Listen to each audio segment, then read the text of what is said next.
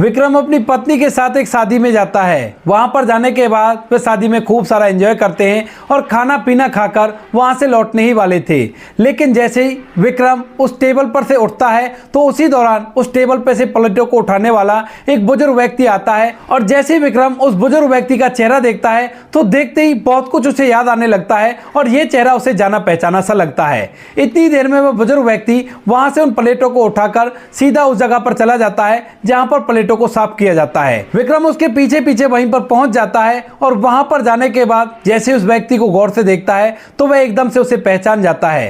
दरअसल वह बुजुर्ग व्यक्ति और कोई नहीं, उसका पिता था, जो कि गांव के अंदर अपने छोटे बेटे के साथ रहा करता था, लेकिन आज ये यहाँ पर क्या कर रहा है। उसको देखकर उसकी आंखें फटी के फटी रह जाती हैं और जैसे विक्रम अपने पिता का नाम लेकर उसे पुकारता है तो वह बुजुर्ग व्यक्ति भी विक्रम की तरफ देखने लगता है और देखते ही उसकी आंखों से आंसू टपकने लगते हैं। क्या कारण था जो विक्रम का पिता इस शादी के अंदर प्लेटों को साफ कर रहा था और उसका पिता इतनी खराब हालत में था तो उसे इस बारे में कैसे नहीं पता था।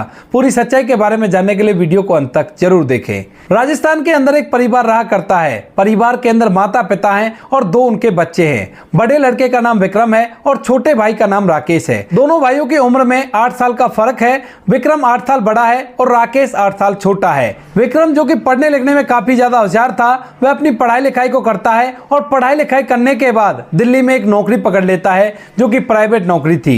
इधर वहीं उसका जो दूसरा भाई राकेश था, उसका पढ़ाई लिखाई में बिल्कुल भी मन नहीं लगता था और वह पढ़ाई लिखाई से जी चुराया करता था। जब विक्रम बड़ा भाई अपने छोटे भाई राकेश को ऐसा देखता है कि वो पढ़ाई लिखाई नहीं किया करता है तो उसे धमकाने लगता है, लेकिन वहीं पर जो उसके माता पिता होते हैं वो उसकी ओर ले लिया करते हैं छोटे बेटे की, और उल्टा विक्रम से छोटे के लिए लड़ाई कर दिया करते हैं। ये बातें छोटे भाई राकेश को और भी ज्यादा पढ़ाई न करने के लिए प्रेरित करती हैं और धीरे धीरे वह पूरी तरह से अनपढ़ रह जाता है। विक्रम दिल्ली में रहकर जिस कंपनी में नौकरी किया करता था उसी कंपनी में एक शीला नाम की खूबसूरत लड़की भी काम किया करती थी और विक्रम और वो दोनों एक दूसरे से प्यार कर बैठते हैं।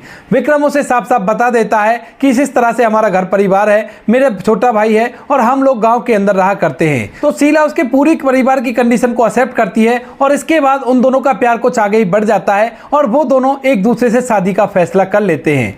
जैसे विक्रम ने शादी का फैसला किया था तो वह कहने लगता है कि देखो, शादी तो मैं करूंगा लेकिन उससे पहले घर वालों की अनुमति ले लेता हूं। यही बात सोचकर विक्रम एक दिन अपने साथ सीमा को लेकर सीधा घर पहुंच जाता है और घर जाकर अपने माता पिता को शीला से मिलाता है और कहने लगता है कि माँ बाबूजी, मैं और शीला दोनों एक ही कंपनी में काम किया करते हैं और हम दोनों शादी करना चाहते हैं। यह बात पिता को बिल्कुल भी अच्छी नहीं लगती है और वह अपने बेटे को धमकाने लगता है। इसके बाद विक्रम अपने पिता को बहुत ज्यादा समझाने की कोशिश करता है, लेकिन वह उनकी एक बात नहीं सुनता है और कहता है कि अगर तू इस लड़की से प्यार करता है और इससे शादी करना चाहता है तो मेरे इस घर में तेरे लिए कोई भी जगह नहीं है। निकल जा इस घर से, मैं तेरा चेहरा जिंदगी भर नहीं देखूंगा। तू मेरी तरफ से कहीं भी रहे, मुझे कोई भी आपत्ति नहीं है। मैं तो अपने छोटे बेटे के सहारे अपने जीवन को व्यतीत कर लूंगा। विक्रम पिता को बहुत समझाता है लेकिन पिता साफ साफ मना कर देता है। तो इसके बाद मजबूरन विक्रम को वहां से सीमा के साथ वापस लौटना पड़ता है और वह इस बात से बड़ा ही दुखी था कि उसके पिता उसका चेहरा तक भी नहीं देखना चाहते। विक्रम वापस तो आ गया था लेकिन बार बार उसे अपने घर वालों की याद आया करती। इस बात में उसकी सीमा पूरा साथ देती है और सीमा उसे सहारा देती है। कहती है कि विक्रम, चिंता मत करो, मैं हूं ना तुम्हारे साथ और कभी ना कभी माता पिता भी हमारे पास आ जाएंगे। कभी तो उन्हें अपनी गलती का एहसास होगा। अभी तुम्हारे छोटे भाई की शादी नहीं हुई है, जब उनकी शादी हो जाएगी तो जरूर से उन्हें अपनी गलती का एहसास हो जाएगा। इसके बाद विक्रम और सीमा दोनों इसी बात का वेट करते रहते हैं और दिल्ली के अंदर ही वह दोनों एक दूसरे से शादी कर लेते हैं। शादी करने के बाद वो लोग अच्छा खासा कमाया करते थे तो वहां पर उन्होंने अपने लिए छोटा सा घर भी ले लिया था। कोई भी कैसी भी दिक्कत नहीं थी, लेकिन बार बार विक्रम को अपने माता पिता की याद आया करती है और उसका मन होता है घर जाने का, लेकिन उसके पिता ने जो कुछ भी उससे कहा था वो बातें उसके कानों में अब तक भी गूंज रही थी और वह अपने घर नहीं जाता है। क्योंकि जब विक्रम वहां से आ रहा था तो उसके पिता ने उससे बोल दिया था कि तेरा चेहरा मैं जिंदगी भर नहीं देखना चाहता। अगर तूने कभी वापस लौटकर इस प्रॉपर्टी पर अपना हक जमाया तो फिर देख लेना, तू मेरा मरा मुंह देखेगा। तो इसी वजह से विक्रम अपने माता पिता के पास नहीं जा पाता है और वह वहीं पर दिल्ली में रहकर अपना समय व्यतीत करने लगता है, इस आस में कि किसी न किसी दिन मेरे माता पिता मेरे पास आएंगे। यही सोचकर विक्रम दिल्ली के अंदर अपनी जिंदगी को जीता रहता है और अब फिलहाल उसे अपने घर जाए हुए लगभग 12 साल बीत गए थे, लेकिन अभी तक विक्रम एक बार भी 12 साल में अपने घर नहीं गया था और ना ही उसने अपने घर वालों की खास खबर ली थी। धीरे धीरे समय के साथ साथ वह अपनी फैमिली में व्यस्त हो गया था और इसी वजह से वह घर वालों से मिलने की इच्छा भी अपने दिमाग से निकाल चुका था। 12 साल में विक्रम को 2 बच्चे हो गए थे और अच्छी खासी खासी सैलरी उसको मिला करती थी और वो और उसकी पत्नी एक बहुत ही अच्छी लाइफ जी रहे थे। दोनों बच्चे स्कूल जाया करते और अच्छी तरह से उनका समय व्यतीत हो रहा था। अब तभी एक दिन जिस कंपनी में दोनों पति पत्नी काम किया करते थे, उन्हीं के कलीग की शादी थी और उस शादी के लिए उन लोगों को इनवाइट किया गया था। अब पहले तो पति पत्नी उसे मना करते हैं, लेकिन वो उन्हें बहुत ही ज्यादा मानता था और वो कह देता है कि अगर आप लोग नहीं आए तो मैं शादी नहीं करूंगा। इसके बाद मजबूरन उन लोगों को जाना पड़ता है। वे घर पर एक पड़ोस की अम्मा को बैठाकर गए थे और कहा था कि बच्चों की देखभाल करना, क्योंकि सुबह बच्चों को स्कूल जाना है और वो लोग अगर शादी में जाएंगे तो वो सुबह जल्दी नहीं उठ पाएंगे और इसी वजह से वो दोनों पति पत्नी उस शादी के अंदर चले जाते हैं। वहां पर जाने के बाद शादी में हल्का सा म्यूजिक सिस्टम भी बज रहा था और लोग एक दूसरे से हंस बतिया रहे थे और खा पी कर एंजॉय कर रहे थे।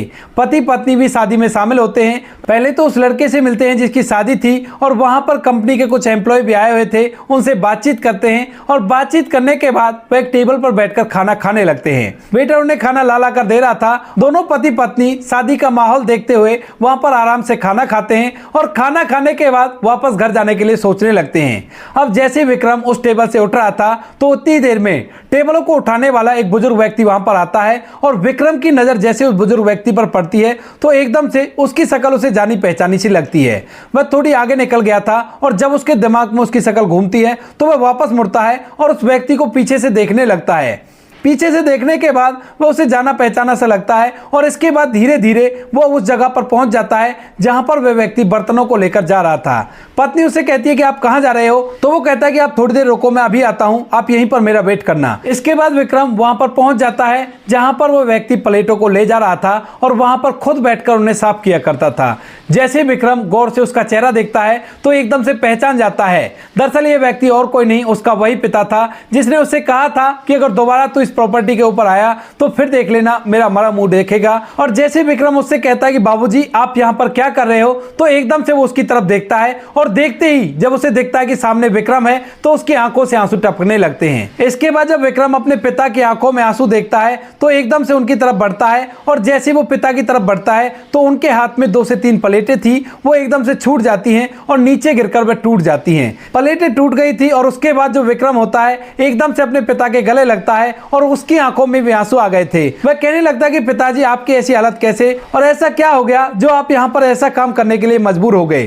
तो वो कहता है कि बेटा ये थोड़ी लंबी कहानी है और इसके लिए थोड़ा टाइम लगेगा, लेकिन तू ऐसा कर, यहाँ पर मुझसे मत मिल, यहाँ पर तुम्हारे यार दोस्त होंगे और उनमें तुम्हारी बेइज्जती हो जाएगी। जब तुम्हारा पिता इस पार्टी के अंदर प्लेटों को साफ कर रहा है वो ये सब कुछ देखेंगे। तो विक्रम कहने लगता है कि पिताजी ये आप कैसी बातें कर रहे हो, कौन सी बेइज्जती और कैसी बेइज्जती, मैं आपका बेटा हूं और मुझे कोई भी फर्क नहीं पड़ता कि आप क्या काम कर रहे हो और आपके इस काम से मुझे बेइज्जती होगी या नहीं होगी। मैं आपको सभी लोगों के सामने एक्सेप्ट करने के लिए तैयार हूं। और ऐसा कहकर वो कहता है कि चलिए मेरे साथ और आज से आपको ये काम करने की जरूरत नहीं है।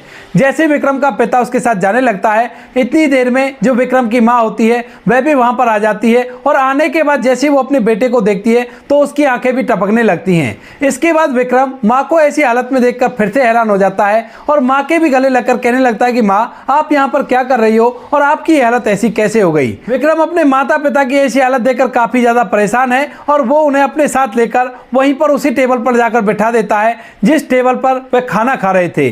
जैसे ही विक्रम की पत्नी अपने सास ससुर को देखती है तो एकदम से अपने सर पर पल्लू रखती है और अपने सास ससुर के पैर छूने लगती है।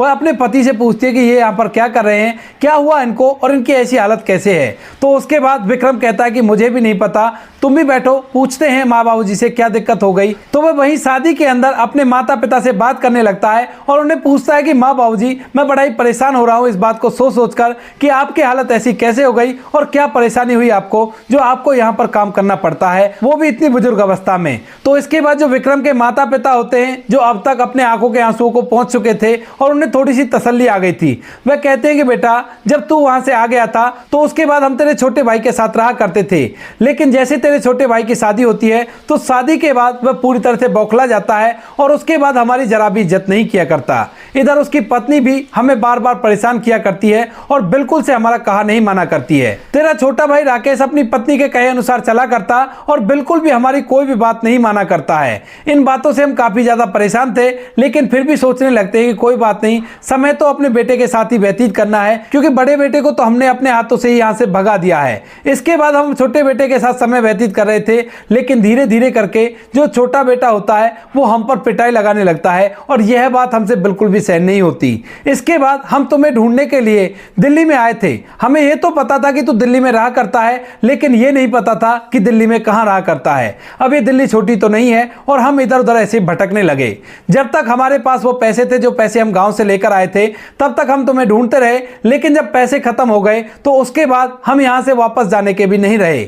हमने सोचा कि यहीं पर रहकर अपना समय व्यतीत करें, क्योंकि वहां पर तो बेटे और बहू हमको पिटाई लगाया करते हैं, तो वहां पर जाने से क्या फायदा है। इसी वजह से यहां पर ऐसे छोटे मोटे काम किया करते हैं और अपना समय व्यतीत किया करते हैं। हम लोगों ने किराए का कमरा ले रखा है, उसी के अंदर मैं और तुम्हारी मां रहा करते हैं और जैसा भी हमें छोटा मोटा काम मिल जाया करता, उस काम को करके वहीं पर अपना समय व्यतीत किया करते हैं। यह बात सुनकर विक्रम और उसकी पत्नी की आंखों में आंसू आ गए थे कि उनके माता पिता को कितनी सारी मुसीबतें झेलनी पड़ रही हैं और वो ऐसो आराम की जिंदगी जी रहे हैं। इसके बाद जो विक्रम होता है अपने पिता से कहता है कि ठीक है पिताजी, अब तक आपने जो कुछ झेला वो कोई बात नहीं, लेकिन अब से आपको एक सेकंड भी परेशान रहने की जरूरत नहीं है। आप मेरे साथ चलोगे और मेरा खुद का घर है, उस घर के अंदर आप रहना और आराम से बच्चों के साथ खेलना कूदना। ऐसा कहकर विक्रम अपने माता पिता को अपने साथ ले जाने लगता है, लेकिन तभी जो उसका पिता होता है उसकी आंखों से आंसू टपकने लगते हैं और वह झट से अपने बेटे के गले लग जाता है। विक्रम ये देखकर हैरान है, क्योंकि अभी थोड़ी देर पहले वो एक दूसरे के गले लगे थे और वो कहने लगता है कि पिताजी क्या हुआ, आप इतने परेशान क्यों हो गए। तो वो कहता है कि बेटा, हमने तुम्हारा बिल्कुल भी साथ नहीं दिया और उसके बावजूद भी तुम हमारे लिए ऐसी भावना रखा करते हो। मुझे ये बात देखकर रोना आ गया। तो विक्रम अपने पिता को कहता है कि पिताजी आप चिंता मत करो, मैं आपका बेटा हूं और आपने मुझे जन्म देकर मुझ पर बहुत बड़ा एहसान किया है। अगर मैं अपनी जिंदगी को न्यौछावर करके भी तुम्हारा बदला चुकाना चाहूं तो तब भी मैं नहीं चुका सकता। इसी वजह से मेरी पूरी जिंदगी पर आपका अधिकार है, तो आपको मैं भला दुखी कैसे देख सकता हूं। यह कहकर विक्रम अपने माता पिता को अपने साथ लेता है और वहां से सीधा अपने घर पहुंच जाता है। घर ज्यादा बड़ा तो नहीं था, लेकिन ज्यादा छोटा भी नहीं था। माता पिता विक्रम के साथ रहने लगते हैं और वहीं पर उसके बच्चों के साथ खेल कूद कर बड़ा अच्छा महसूस किया करते हैं। धीरे धीरे कुछ समय बीतता है और समय के साथ साथ जो विक्रम की पत्नी होती है, अब उसने नौकरी तक छोड़ दी थी अपने सास ससुर के लिए, क्योंकि उन्होंने काफी सारा रुपया पैसा जमा कर रखा था, तो उन्हें ज्यादा नौकरी की जरूरत नहीं थी, बस इतने पैसे चाहिए थे जो घर का गुजारा आराम से हो जाए। तो वह अपने सास ससुर की अच्छे से सेवा किया करती है और उसकी सेवा को देखकर कभी कभी सास ससुर भावुक हो जाया करते हैं कि उन्होंने ऐसी लड़की के लिए अपने बेटे से मना किया था जो इसके बावजूद भी उनकी अच्छे से सेवा कर रही है। विक्रम के माता पिता को वहां पर रहते हुए 6 महीने बीत गए थे और 6 महीने बाद जो विक्रम के पिता होते हैं उनके अंदर अपने छोटे बेटे को लेकर बदले की भावना जागने लगती है। वह किसी भी तरह से अपने छोटे बेटे को सुखी नहीं देखना चाहता और इसीलिए जब शाम के समय विक्रम वापस लौटता है तो उसके बाद वो कहता है कि बेटा, इस तरह से समय व्यतीत नहीं होगा और हमें कुछ ना कुछ करना चाहिए। तो विक्रम कहता है कि पिताजी आप क्या करना चाहते हो, बताइए क्या काम है आपको, मैं आपके उस काम को वैसे ही कर दूंगा। तो वो कहने लगता है कि नहीं बेटा, ऐसी बात नहीं है, दरअसल जो सारी जमीन जायदाद है वो फिलहाल तक तो मेरे ही नाम है और मैं नहीं देख सकता कि जिस बेटे ने हमारी बिल्कुल भी देखभाल नहीं की वो सारी जमीन का मालिक बनकर बैठे। तो चलो मेरे साथ गांव चलते हैं और इस पूरी जमीन को मैं तुम्हारे नाम करा देता हूं। लेकिन विक्रम मना करने लगता है, कहता है कि नहीं बाबूजी, मुझे ऐसा नहीं करना।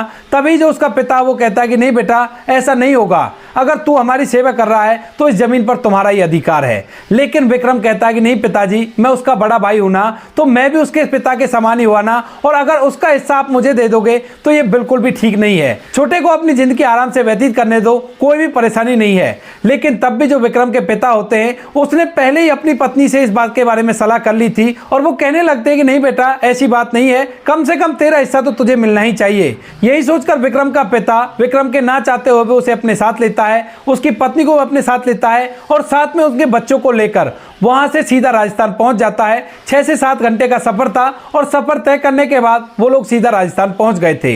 राजस्थान जाने के बाद वह गांव के बड़े बुजुर्गों को इकट्ठा करता है और इकट्ठा करने के लिए अपने बेटे के हिस्से की बात करने लगता है। कहता है कि ये मेरा छोटा बेटा है, लेकिन ये और उसकी पत्नी बिल्कुल भी मेरी देखभाल नहीं किया करते, तो जितनी भी मेरी जायदाद है उसमें से 3 हिस्से होने चाहिए, एक हिस्सा हमारा और एक हमारे बड़े बेटे का और एक हमारे छोटे बेटे का। तो गांव के जो बड़े बुजुर्ग होते हैं वो इस बात के लिए एग्री हो जाते हैं और कहीं ना कहीं से ये बात उसके छोटे बेटे राकेश तक भी पहुंच जाती है।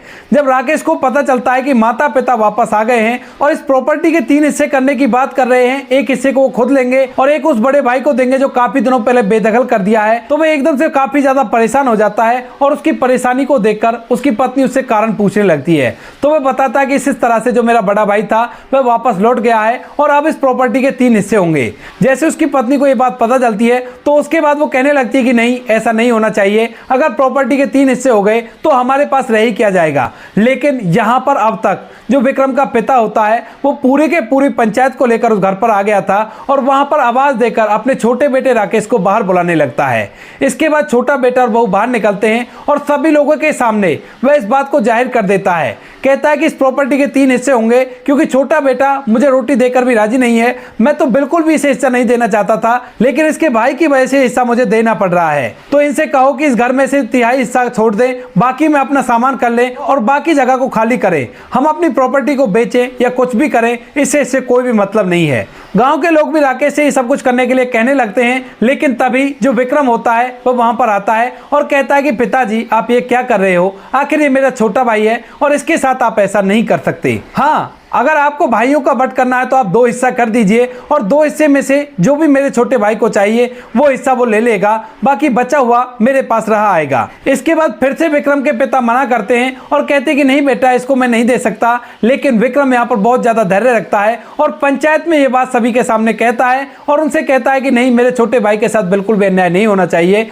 और चाहे जो भी हो, मैंने अपनी जिंदगी जैसे भी जी है, लेकिन फिलहाल मैं इससे काफी ज्यादा आगे हूं, तो कोई बात नहीं, भले ये सारी प्रॉपर्टी इसके नाम रही है, कोई भी दिक्कत नहीं है। लेकिन गांव की पंचायत के अनुसार उन दोनों भाइयों के बराबर हिस्से किए जाते हैं और एक छोटे भाई को दे दिया जाता है और एक बड़े भाई के लिए छोड़ दिया जाता है। जब छोटा भाई राकेश अपने पिता के मन में अपने लिए इतनी नफरत देखता है तो उसके बाद उसे भी समझ आ जाता है कि उसने अपने पिता के साथ बहुत ही गलत किया है और वह एकदम से आकर अपने पिता के पैरों को पकड़कर फूट फूट कर रोने लगता है। पंचायत के सामने वह गिड़गिड़ाकर माफी मांगने लगता है, कहता है कि पिताजी भले ही आपको प्रॉपर्टी की बात है तो पूरी प्रॉपर्टी को ले लो, लेकिन मुझे माफ कर दो।